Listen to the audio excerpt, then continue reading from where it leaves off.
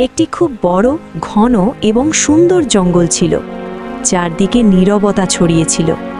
সেই জঙ্গলের মধ্যেই একটি পুকুরের ধারে এক অত্যন্ত সুন্দর রাজকুমারী দাঁড়িয়ে চারপাশের সৌন্দর্য দেখছিল। ঠিক তখনই হঠাৎ আকাশ থেকে একটি ঈগল উড়ে সেখানে এসে পড়ল। রাজকুমারীর চোখ যখন সেই ঈগলের ওপর পড়ল, তখনই পরের মুহূর্তে সে পাথরের মূর্তিতে পরিণত হয়ে গেল। ঈগলটি কিছুক্ষণ পাথর হয়ে যাওয়া রাজকুমারীর দিকে তাকিয়ে রইল, তারপর সেখান থেকে উড়ে চলে গেল। এই ঘটনার কয়েকদিন পর হরিয়াপুর গ্রামে অর্জুন নামের এক গরিব ছেলে থাকত। অর্জুন জঙ্গলে কাঠ কাটছিল।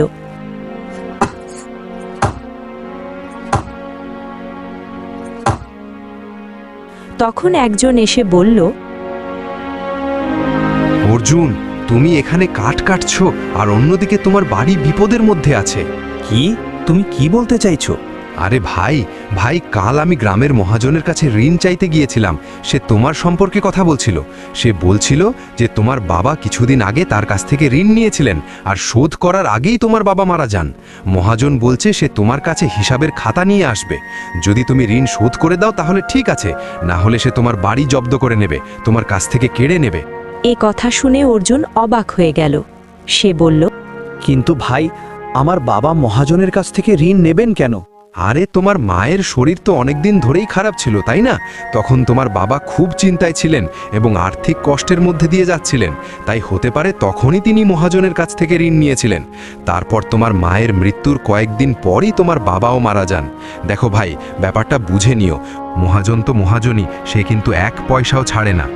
তো এত কথা বলে অন্য কাঠুরে সেখান থেকে চলে গেল। কিছুক্ষণ পর অর্জুন নিজের বাড়িতে পৌঁছালো। বাড়িতে পৌঁছাতেই মহাজনের একজন চাকর সেখানে এসে বলল, চলো চলো ভাই, তোমাকে মহাজন ডেকেছেন। অর্জুন একটা লম্বা ও গভীর শ্বাস নিল। চলো, ঠিক আছে। কিছুক্ষণ পরে অর্জুন মহাজনের বড় বাড়িতে হাভেলিতে দাঁড়িয়েছিল। মহাজন অর্জুনের দিকে তাকিয়ে বলল, আসো আসো অর্জুন, আসো।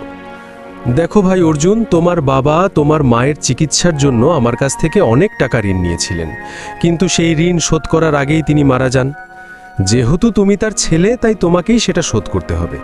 তোমাকে 10 দিনের মধ্যে আমার টাকা শোধ করে দিতে হবে, না হলে দেখো আমি কিন্তু এক পয়সাও ছাড়ি না। তখন তোমরা যে বাড়িতে থাকো সেটাও আমাকে দিয়ে দিতে হবে, বুঝলে? এ কথা শুনে